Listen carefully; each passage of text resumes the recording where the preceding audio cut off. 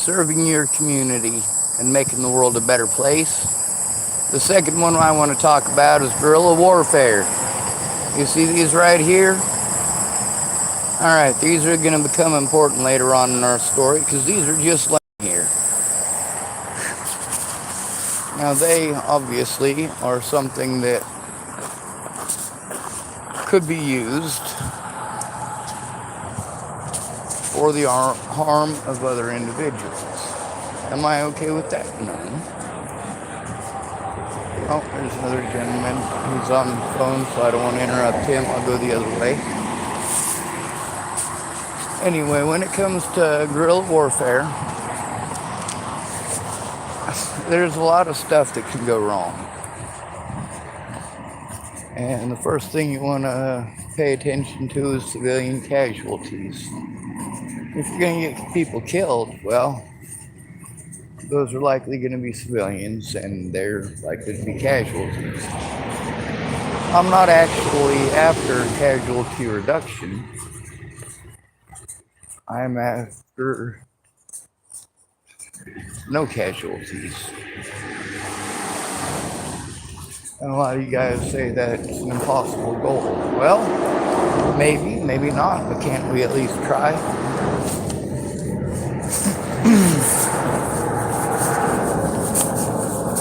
I had all sorts of plans for what was going to get done today after I discovered that there was a mechanic and I was going to get to learn something about working on my vehicle. He wanted to go help a feller out. Hey, Dean. Going up to my car, I got some car parts and we're going to put it in, get the seal and the gasket put in, and get her up and back on the road. It's something. You know, I don't want to get my stuff towed. They're not exactly nice about that here.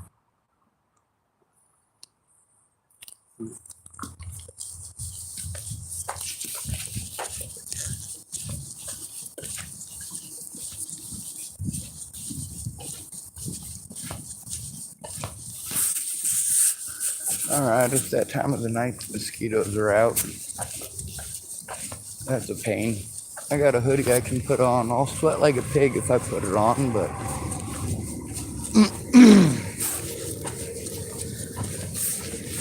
it'll keep the mosquitoes from biting me. Anyway, this area where the homeless people are living, it's really not that big. I know I made a video the other night where I looked at it at night, but during the day it's a whole lot different. See, most of the area where I thought there'd be more people, it's not actually possible. And I'll show you why.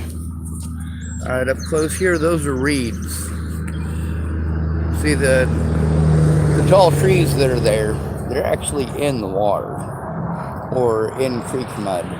So just beyond those blackberries there, you can see the green reeds, the reed grasses, and then you see that they're interspersed in between the trees. Just over there, it's all water. Most of this is not usable. There's some reeds that don't have trees surrounding them.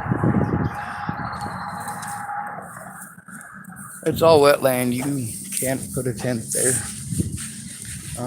I've been told where there's a few other camps.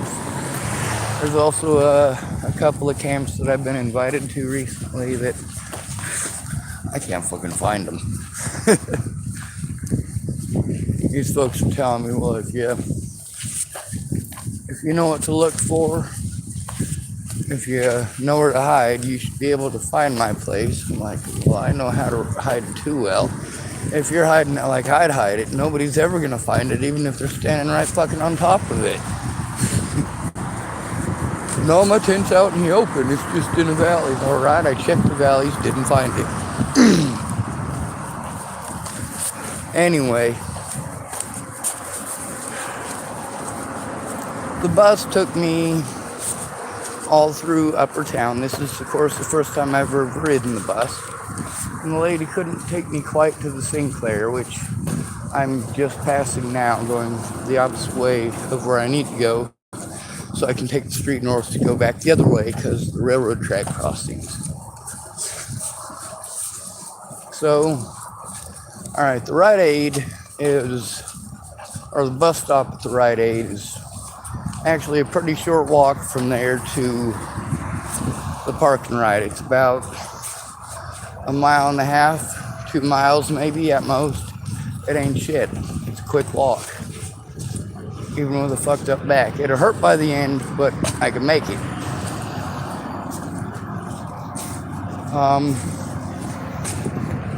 And of course, I want to make sure all my limbs don't get all locked up from not using them. That makes everything hurt 100 times worse.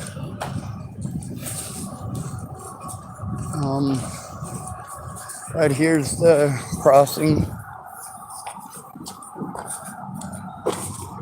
No tents down there. They want to leave the areas where you can be seen so that you can mind your fucking business and just leave them alone, please.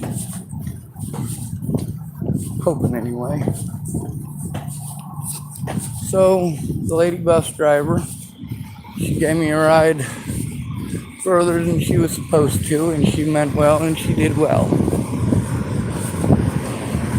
Her mission was a success, and she was very kind and courteous through the entire process. It was painless.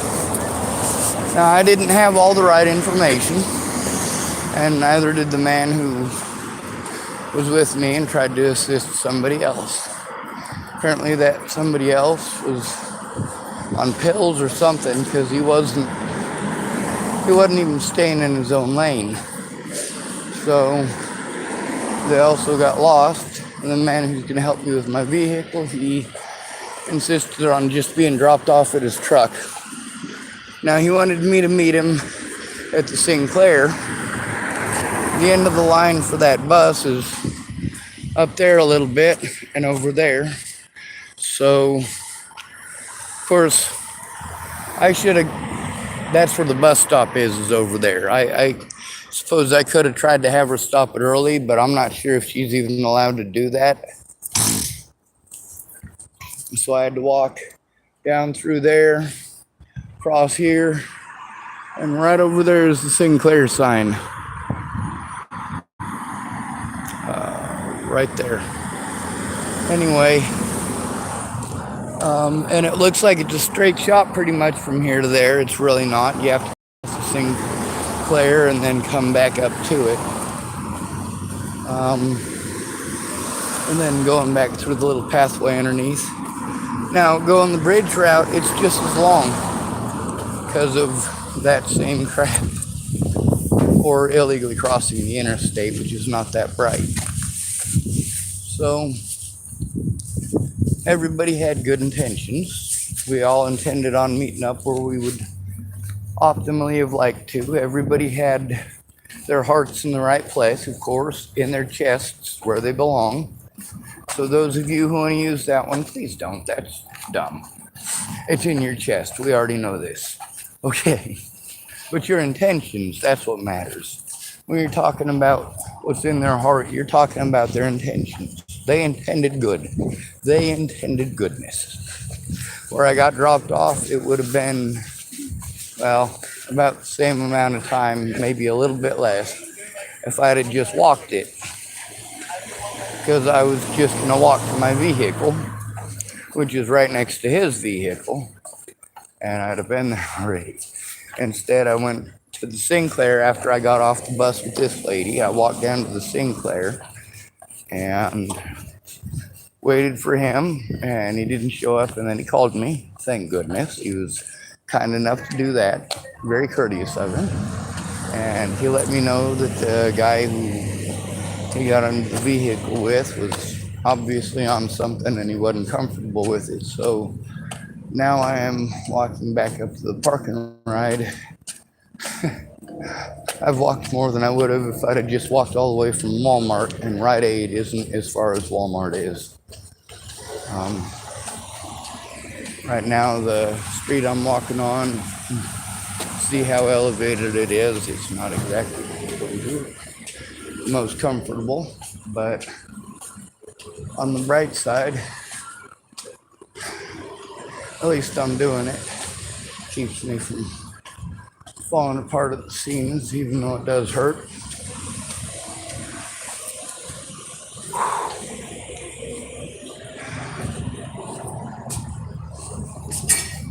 There's also the amount of time that it's taking, because it's pretty dark out now. The sun's already going down. So there's the moon that's right over there. Isn't that funny? It's a little tiny dot in my camera, but it looks a lot bigger looking at it. Strange how your camera does that, isn't it? So there's a whole nother bridge to cross, and it's got an S curve to it. But well, it still gets me to where I need to go. I don't have to illegally cross the interstate. I don't have to interrupt anybody on the phone. And I still get to my final destination, my car. Now, this guy has a life of his own. The guy who's going to help me with my car. And I'm thinking, as dark as it is and how the sun has already dropped, that this project is going to have to wait for in the morning. We all had good intentions, right? Absolutely. Was anybody trying to hurt anybody or screw anybody over? No. Did I just find some change in a machine? Yeah, I did. And as warm as it's been, that'll keep me hydrated tomorrow.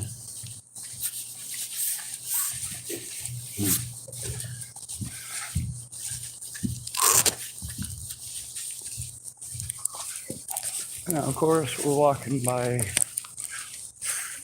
well, my version of Hall of Heroes here in Hood River, the Astro gas station.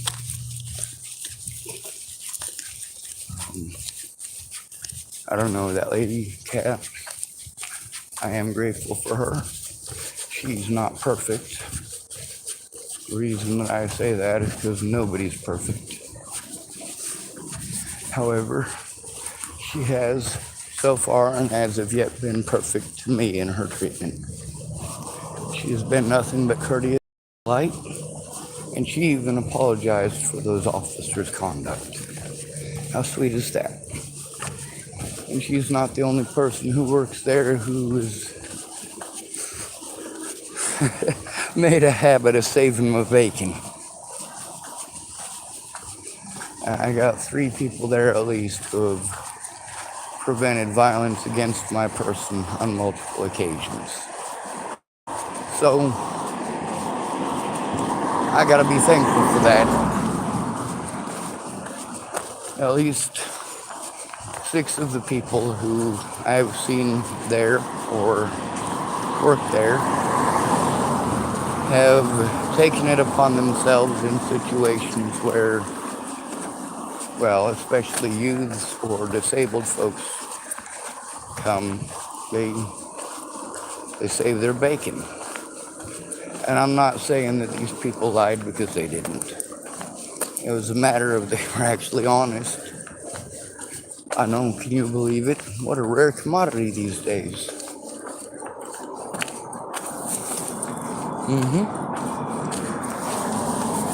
So, there's a type of can opener. This is one of the subjects I wanted to bring up. It's pretty important.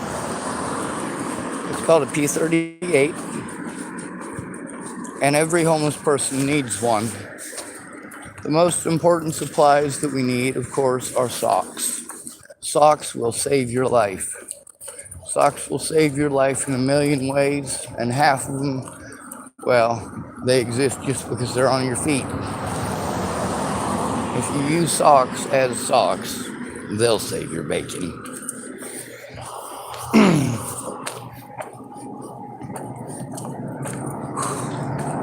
Alright, I gotta stop because I'm hurting. I haven't been able to carry everything that I want to carry because I can't handle carrying it. It's too heavy, and this thing here right now is too heavy for me as well. course, right? Where do I stop? I'll show you. Flowers. I suppose I should stop it and let you actually adjust the flowers, but when I do that, I can't actually see what it's pointing at.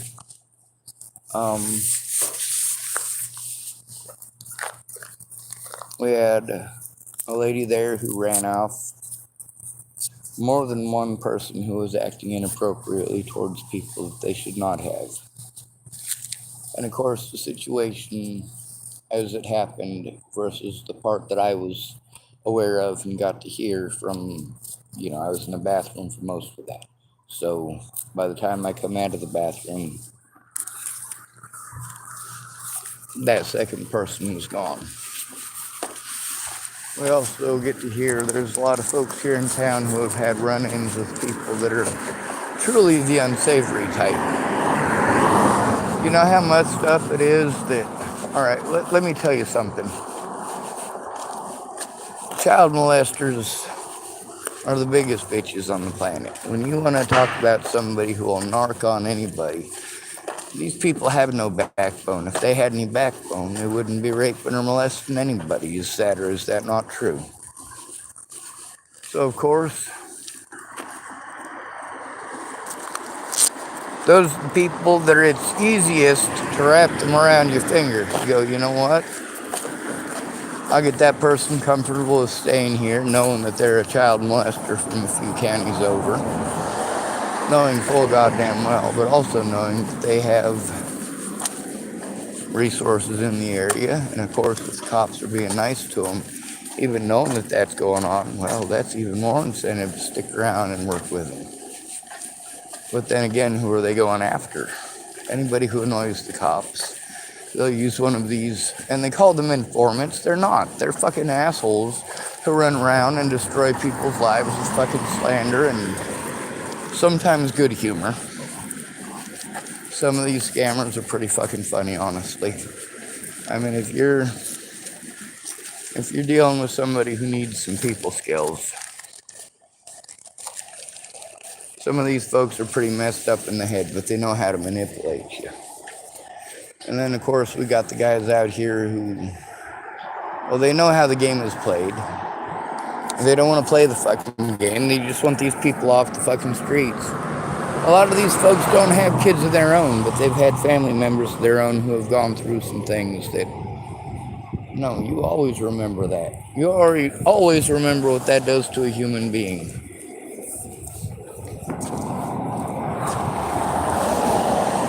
Right now, I just want to bitch about my back nonstop, and I want to whine and fucking pine about it. But I want to make sure I get to my vehicle. If that man is still there, well, dog bless him.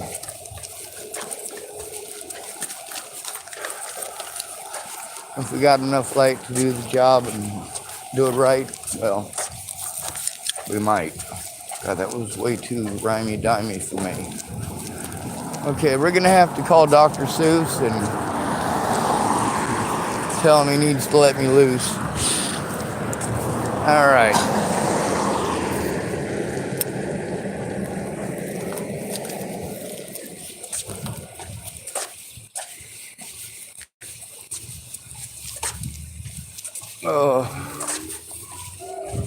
When it comes to doing the right thing, because it's the right thing to do, people will twist anything that you do in all sorts of twisted ways. From here until Sunday, as the saying says. Woohoo! It's getting rhymy-dimey. Yep. You can call me Crapper the Rapper.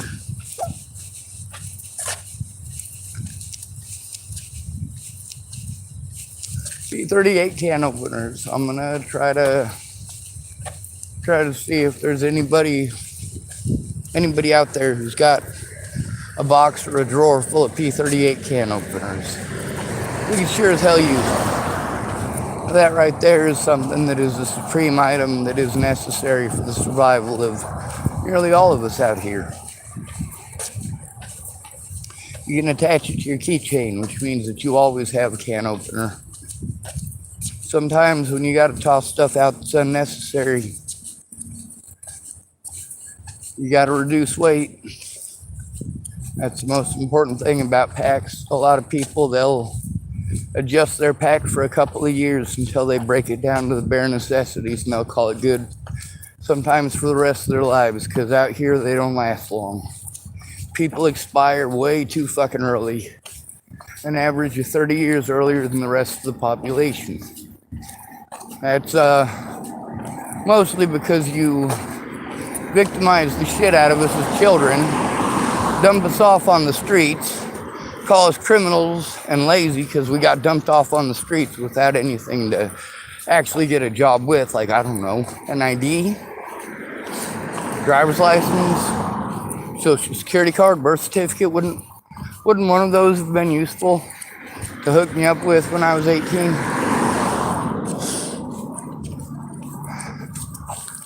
If it wasn't for Polly Olson, she's in my stories, she did some really fucked up shit, but she's also done some good things for me. She signed that she'd known me for a certain amount of years. She could verify who I was, who I said I was. I was 23 years old.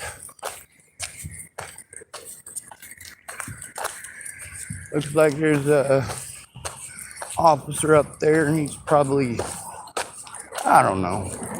We'll find out. Maybe he saw that guy working on his vehicle and figured he'd be mean. Or maybe he's just sitting for a minute. Or it might be somebody who's just got a nice juiced up ride with one of them juiced up front grills. We'll have to get closer to find out. That's the S-curve bridge I just crossed. And we're almost to the parking ride.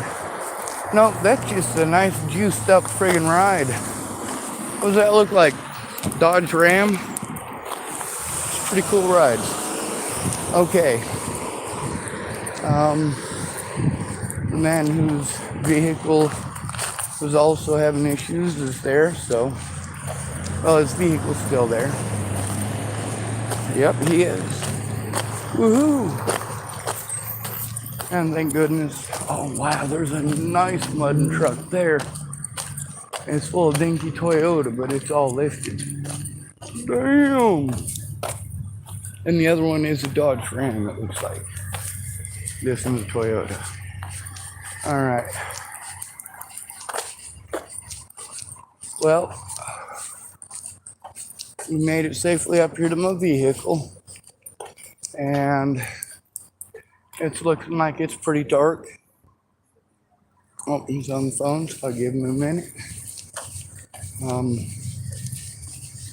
But I'm at my final destination, and if he sees I'm ready to work on it, I'm sure he'll be ready to work on it shortly. Whereas if I stay on the phone, well, he might just stay on the phone because he's thinking that I'm doing something important and he has to wait, and I shouldn't do that. So it's good to be rid of you. Thanks for coming to visit. Stay out of trouble or don't get caught. Remember, you are your brother's keeper, and no victim left behind.